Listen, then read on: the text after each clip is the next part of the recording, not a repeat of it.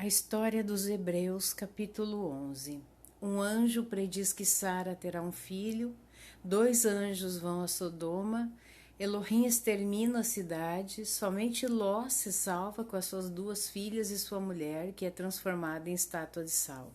Nascimento de Moabe e de Amon. Elohim impede que o rei Abimeleque execute o seu mau intento com relação a Sara. Nascimento de Isaque. Gênesis 78 e 79. Os povos de Sodoma, cheios de orgulho por sua abundância e grandes riquezas, esqueceram-se dos benefícios que haviam recebido de Iá, e não foram menos ímpios para com ele do que ultrajosos para com os homens. Odiavam os estrangeiros, chafurdaram-se em prazeres inomináveis. Elohim, irritado pelos seus crimes, resolveu castigá-los, destruir a sua cidade de tal modo que não restasse o menor vestígio dela, tornando o país tão estéril que jamais pudesse produzir fruto ou planta alguma. Um dia, quando Abraão estava sentado à porta de sua casa, junto ao carvalho de Manre, 3 anjos apresentaram-se a ele. Tomou-os por estrangeiros e, tendo-se levantado para saudá-los, ofereceu-lhes a sua casa. Os anjos aceitaram a sua hospitalidade. Abraão mandou matar um vitelo, que lhes foi servido assado com bolos de farinha. Puseram-se à mesa debaixo do carvalho e pareceu a Abraão que eles comiam. Perguntaram-lhe depois onde estava sua mulher. Ele respondeu-lhes que estava em casa e mandou logo chamá-la. Quando ela chegou, disseram-lhe que voltariam algum tempo depois e a encontrariam grávida. A essas palavras ela sorriu, porque, sendo idosa, tendo já 90 anos, e seu marido 100, julgava que fosse impossível. Então os anjos, não mais se ocultando, declararam que eram enviados de Elohim.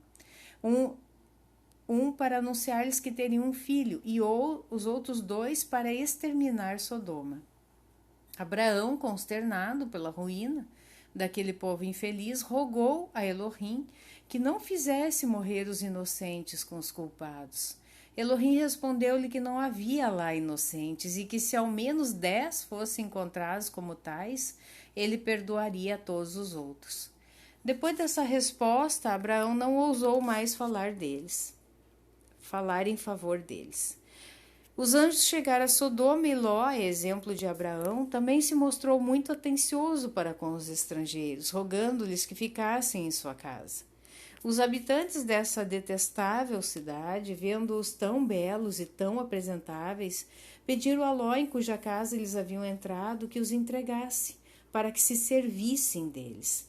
Esse homem justo censurou-os, rogando-lhes que tivessem mais compostura, que não lhes fizesse injúria alguma, ultrajando os estrangeiros que estavam hospedando em sua casa, e que não violassem suas pessoas os direitos da hospitalidade. Acrescentou que, se essas razões não os persuadissem, ele preferia entregar-lhes as próprias filhas, mas nem isso os convenceu. Elohim contemplava com olhares de cólera a ousadia daqueles celerados e feriu-os com tal cegueira que não puderam achar a saída da casa de Ló. Resolveu então exterminar aquele povo abominável.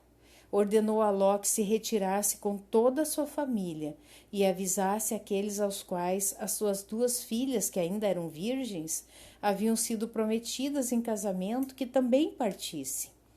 Mas eles zombaram do aviso, dizendo que era uma das habituais imaginações de Ló. Elohim então lançou do céu os raios de sua cólera e de sua vingança contra essa cidade criminosa. Ela foi imediatamente reduzida a cinzas com todos os seus habitantes. O mesmo fogo destruiu toda a região vizinha, como já disse na minha história da Guerra dos Judeus. A mulher de Ló, que fugia com ele, contrariando a proibição divina, voltou-se para trás, a fim de ver a cidade e o terrível incêndio. Foi transformada numa estátua de sal e assim castigada pela sua curiosidade. Falei em outro lugar dessa estátua que ainda hoje pode ser vista. Assim Ló retirou-se com as 2 filhas a um recanto do país, o único poupado, que até hoje tem o nome de Zoar, isto é, pequeno. Eles viveram algum tempo com muita dificuldade, tanto porque estavam sozinhos, quanto por trazerem consigo de casa muito pouco alimento. As duas filhas, julgando que toda a raça dos homens havia perecido, acharam que lhes era permitido, para conservá-la, enganar o pai. Dessa maneira, a mais velha teve dele um filho, a que chamou Moabe, que significa de meu pai. E a mais jovem deu à luz Ben-Ami, isto é, filho de minha raça.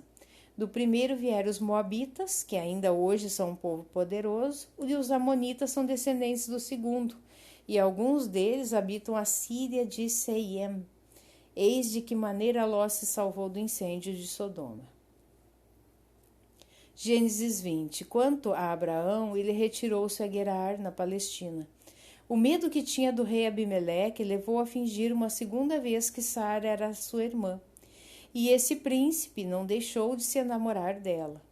Mas Elohim lhe impediu o perverso desígnio, enviando-lhe uma grave enfermidade. E quando estava abandonado pelos médicos, avisou em sonhos de que não fizesse ultraje algum a Sara, porque era esposa daquele estrangeiro e não sua irmã. Abimeleque, encontrando-se um pouco melhor ao despertar, contou o sonho aos que estavam junto dele, e por conselho destes mandou chamar a Abraão. Disse-lhe que nada temesse por sua mulher, pois Elohim se havia tornado protetor dela, e que tomava Abraão como testemunha, tanto quanto ela de que a devolvia pura às suas mãos. Disse-lhe também que se tivesse sabido que era sua esposa, não lhe a teria tirado, mas julgara ser ela somente sua irmã, e que não lhe faria injustiça alguma. Suplicou-lhe, então, que não guardasse ressentimento contra ele, mas, ao contrário, rogasse a Elohim que lhe fosse favorável. E, ademais, se desejasse habitar nos seus estados, receberia toda sorte de atenções, ou se pensasse em retirar-se, fá-lo-ia acompanhar e dar-lhe-ia todas as coisas que vieram buscar em seu país. Abraão respondeu-lhe que nada dissera contra a verdade ao chamá-la de irmã, pois ela era filha de um irmão seu, e que havia assim procedido apenas por medo do perigo ao qual se julgava exposto. Estava muito aborrecido por ter sido a causa da enfermidade do rei, e de todo o coração desejava-lhe a saúde, e ficaria com muito prazer em suas terras. Abimeleque, ante essa resposta, deu-lhe dinheiro e terras e fez aliança com ele, confirmando-a com juramento junto aos poços, ainda hoje denominados Berseba, isto é, Poço do Juramento. Gênesis 21. Algum tempo depois, Abraão teve de sua mulher Sara, segundo a promessa que Elohim lhe havia feito, um filho ao qual chamou Isaque, isto é, riso, porque Sara havia sorrido quando, sendo já bastante idosa, o anjo lhe anunciou que teria um filho. Ele foi circuncidado ao 8º dia, segundo o costume que ainda hoje se observa entre os judeus. E enquanto eles fazem a circuncisão ao 8º dia do nascimento da criança, os árabes a realizam à idade de 13 anos, porque Ismael, do qual são originários e de quem irei falar em seguida, foi circuncidado com essa idade.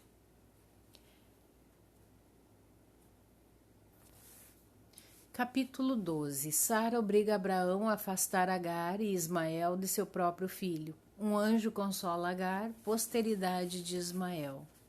Gênesis 22. Sara de início amou Ismael como seu próprio filho, porque o considerava sucessor de Abraão. Quando se viu mãe de Isaque, todavia julgou que não era mais conveniente criá-los juntos, porque Ismael, sendo muito mais velho, poderia muito facilmente, após a morte de Abraão, tornar-se senhor.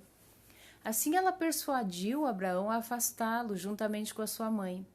Ele, em princípio, teve dificuldades em fazê-lo porque lhe parecia desumano expulsar de casa uma criança e uma mulher aos quais tudo faltava.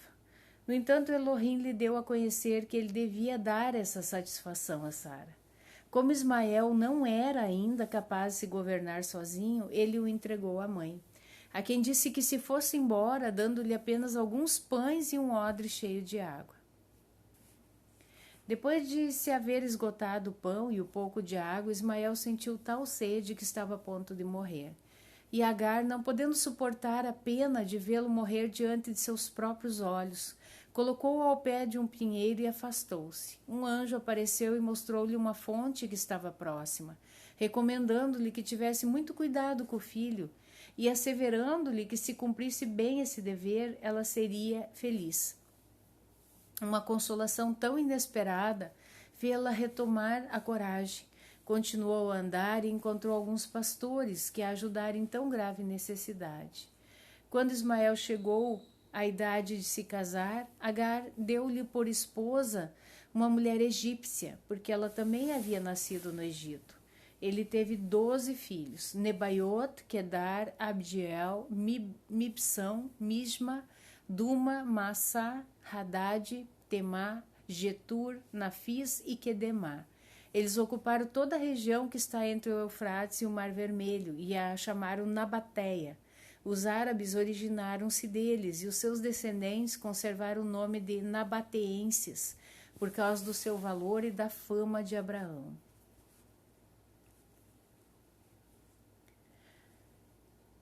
Capítulo 13. Abraão, para obedecer à ordem de Elohim, oferece-lhe o filho Isaque em sacrifício. Elohim, para recompensar-lhe a fidelidade, confirma-lhe todas as promessas. Gênesis 22. Nada se poderia acrescentar à ternura que Abraão tinha para com Isaque, tanto porque era o único filho, quanto porque lhe fora concedido por Elohim em sua velhice.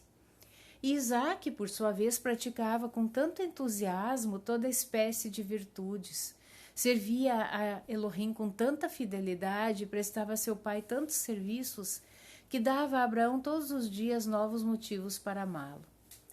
Assim, Abraão só pensava em morrer e seu único desejo era deixar aquele filho como seu sucessor.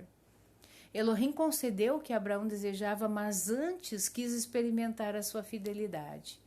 Apareceu-lhe, depois de haver-lhe lembrado as graças particulares com que sempre o favorecera, as vitórias que o haviam feito conquistar os inimigos e a prosperidade com que o brindara, ordenou-lhe que lhe sacrificasse o filho Isaque sobre o monte Moriá, e assim testemunhasse por aquele ato de obediência que ele preferia a vontade divina ao que ele tinha de mais caro no mundo.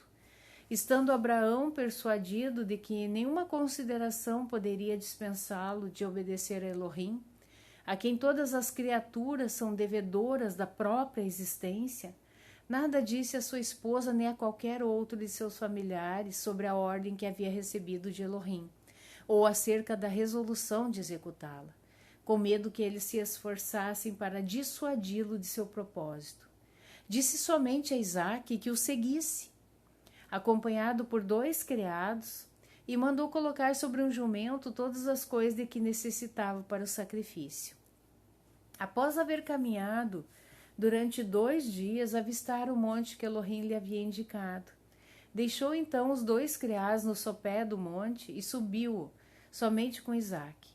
No cimo desse monte, o rei Davi, mais tarde, fez construir um templo. Levou para lá tudo o que precisava, exceto a vítima para o sacrifício. Isaque tinha então 25 anos. Ele preparou o altar, mas, não vendo vítima alguma, perguntou ao pai quem ele queria sacrificar.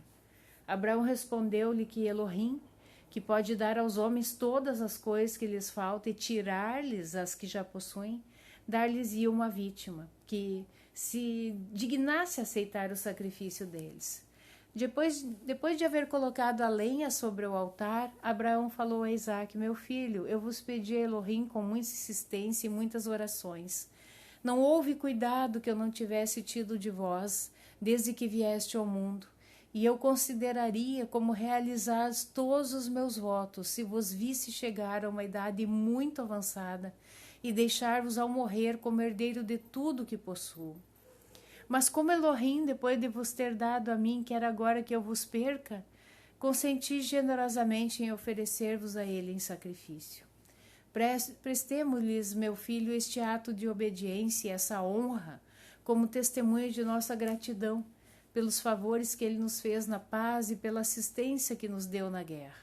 Como nascestes para morrer, que fim vos pode ser mais glorioso do que ser oferecido em sacrifício por vosso próprio Pai, ao soberano Senhor do Universo, que em vez de terminar a vossa vida por uma doença numa cama, ou por uma ferida na guerra, ou por algum outro acidente aos quais os homens estão sujeitos, vos julga digno de entregar-lhe a alma no meio de orações e sacrifícios, de modo a ficar para sempre unida a ele? Consolareis assim a minha velhice, dando-me a assistência de Elohim, em lugar da que eu devia receber de vós, depois de vos ter educado com tanta diligência. Isaque, filho digno de tão admirável pai, escutou essas palavras não somente sem se admirar, mas até com alegria, e respondendo-lhe que ele teria sido indigno de nascer se recusasse a obedecer à vontade de seu pai, principalmente quando ela estava de acordo com a de Elohim. Assim dizendo, colocou-se ele mesmo sobre o altar para ser imolado. Esse grande sacrifício ter-se-ia realizado se Elohim mesmo não o tivesse impedido. Ele chamou Abraão pelo nome e proibiu-o de matar o filho, dizendo-lhe que havia ordenado o sacrifício, não para tirá-lo, depois de o haver concedido, ou porque sentia prazer em ver derramar sangue humano, mas somente para lhe experimentar a obediência. Agora, vendo com quanto zelo e fidelidade fora obedecido, aceitava o sacrifício e garantia-lhe como recompensa que jamais deixaria de assistir a ele e a toda a sua descendência. Quanto ao filho que lhe fora oferecido e que iria restituir, viveria feliz e por muito tempo, e a sua posteridade seria ilustre por uma longa série de homens valentes e virtuosos que submeteriam pelas armas todo o país de Canaã. A fama deles tornar-se-ia imortal. As suas riquezas seriam tão grandes e a sua felicidade tão extraordinária que eles seriam invejados por todas as outras nações. Concluído este oráculo, Elohim fez aparecer um carneiro para ser oferecido em sacrifício. Aquele pai fiel e seu filho sensato e feliz abraçaram-se. No auge da alegria pela grandeza das promessas, terminaram o sacrifício e voltaram para encontrar Sara. Elohim, fazendo prosperar todos os seus desígnios, cumulou de felicidade todo o restante da vida de Abraão.